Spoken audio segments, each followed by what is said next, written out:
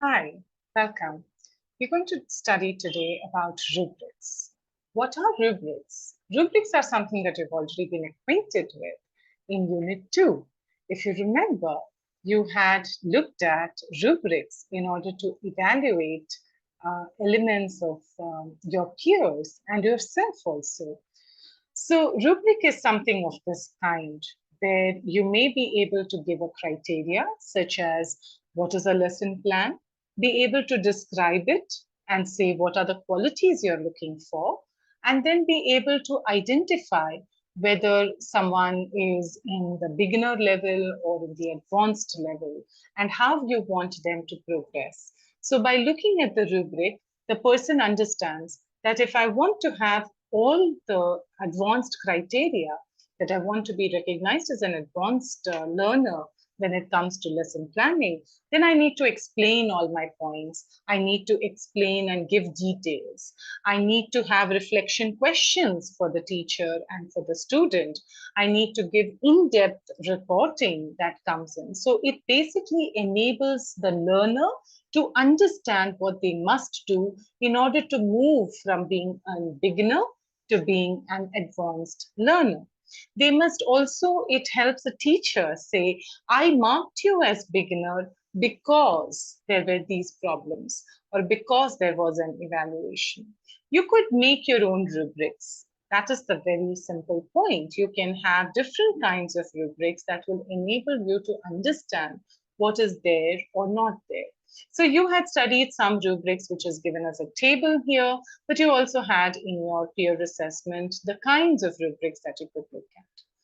There are also checklists. For instance, a checklist would be, is it there? Yes, correct. Is it not there? No, wrong. So for instance, in a checklist for English letters, it would be, is the address there? Is the date there? Is the subject there? And we give them marks. For instance, there could be, is the topic there? Are grade levels there? Are number of students given? And you could have a checklist of sorts. Checklist just says yes or no. We do not have to grade them and say how relevant they were or not. We just mark the presence or absence when it comes to a checklist. When it comes to a rubric, however, it is a graded activity. It tells the learner not only where they are, but also tells them how to progress to a better level. What is lacking in that particular criterion that they should move to the next level, that they were not able to go to the next level, right? Now, how can we create rubrics? Very simple. We have to understand what is it that we want to evaluate. In the same letter, I could evaluate language accuracy and grammar. I could evaluate format, or I could decide that I want to evaluate how well they are responding to critical thinking and how well they are responding to the question. I may want to choose to amalgamate all of them, join all of them, and evaluate the letter for all these points. Or I could think about and say, maybe I will only evaluate for format today. We will decide what we want to evaluate them for. The rubric helps because we can put the mark sheet and the rubric on the wall and say, this is what you have to map, and this is what you will be evaluated on, so that the learner also knows what they should do in the idea, in the lesson. Another is also, it is easy to give feedback, right? Now, we are showing you, and in the activity, of course, in this was Unit 2 activity, but in Unit 3 activity, you would have, of course, the element of looking at uh, assessment activities, and we have given you what assessment can be like in terms of the levels that comes through deal model or the optional models that come through, right? We could look at how we can push these in terms of the rubric maker or the Ruby Star. So we could look at different sites that you can go to understand what is a rubric. One of the things that we are showing you is Ruby Star. Ruby Star is a site that is free to use for teachers, and you can log in and sign up very simple questions and create a rubric.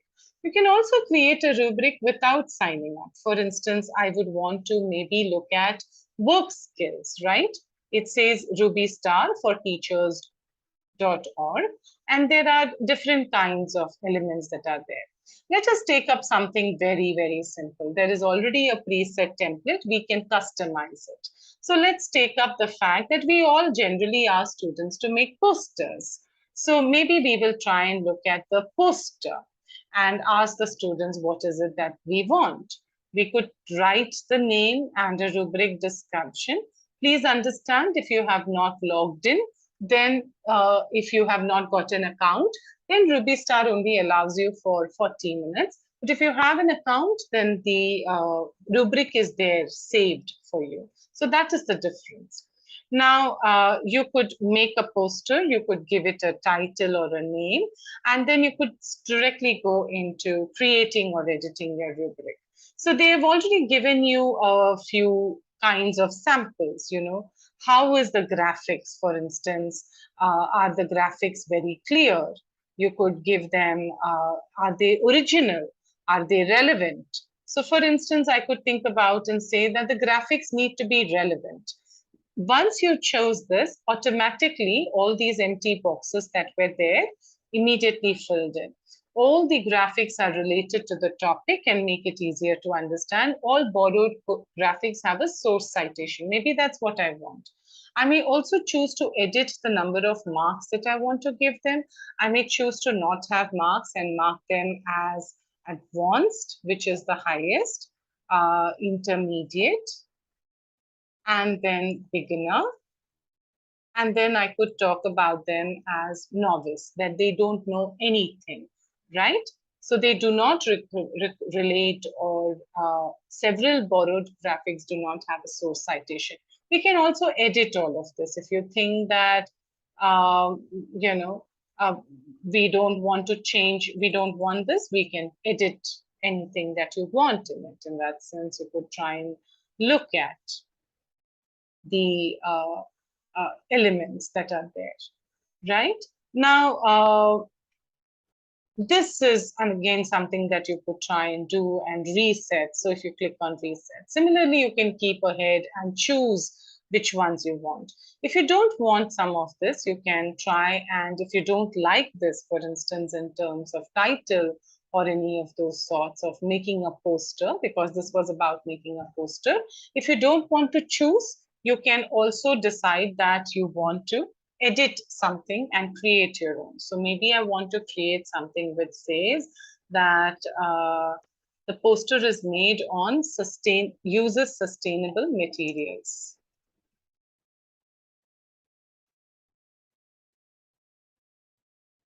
Recyclable materials.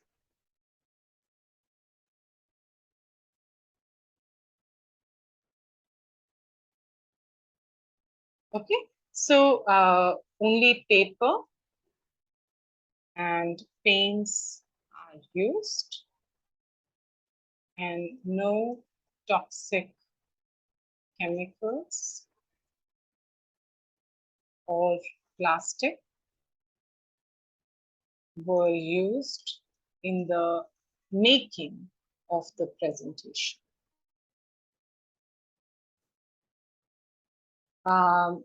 Sketch pens,